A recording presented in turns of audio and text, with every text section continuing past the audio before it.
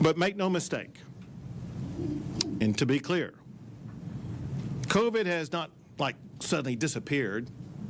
COVID still exists in Texas, in the United States, and across the globe. But it is clear from the recoveries, from the vaccinations, from the reduced hospitalizations, and from the safe practices that Texans are using, that state mandates are no longer needed.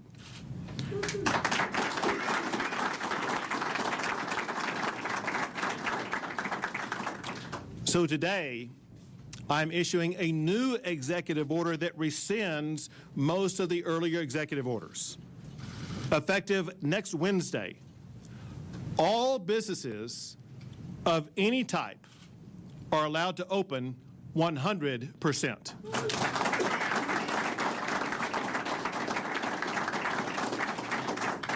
That includes any type of entity in Texas. Also, I am ending the statewide mask mandate.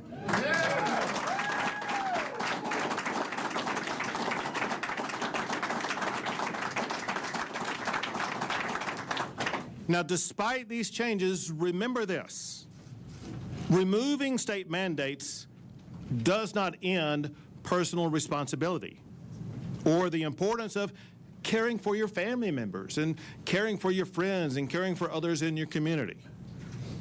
Personal vigilance to follow the safe standards is still needed to contain COVID. It's just that now state mandates are no longer needed.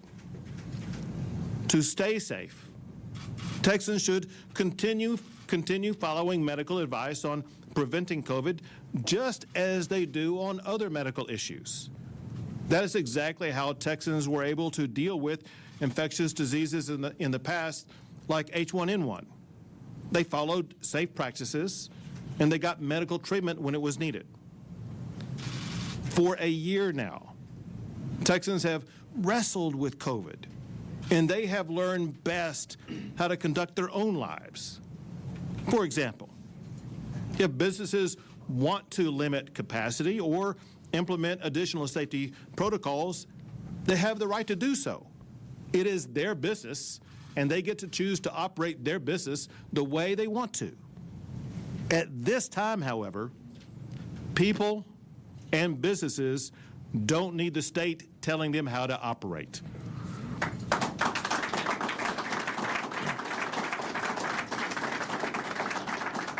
Now listen, I know that some local officials are concerned that opening the state 100% could lead to a worsening of COVID in their communities. And my executive order addresses that concern. If COVID hospitalizations in any of the 22 hospital regions in Texas rise above 15% of the hospital bed capacity in that region for 7 straight days, then a county judge in that region may use COVID mitigation strategies in their county. However, under no circumstance can a county judge put anybody in jail for not following COVID orders, and no penalties can impose for failing to wear a face mask. Also, if restrictions are imposed at the county level, all entities must be allowed to operate at least a 50% capacity. More importantly, though, we believe that there will not be the threshold met at hospitalizations for county judges to even consider implementing those strategies, because Texas will continue working collaboratively with all counties to speed the vaccination process.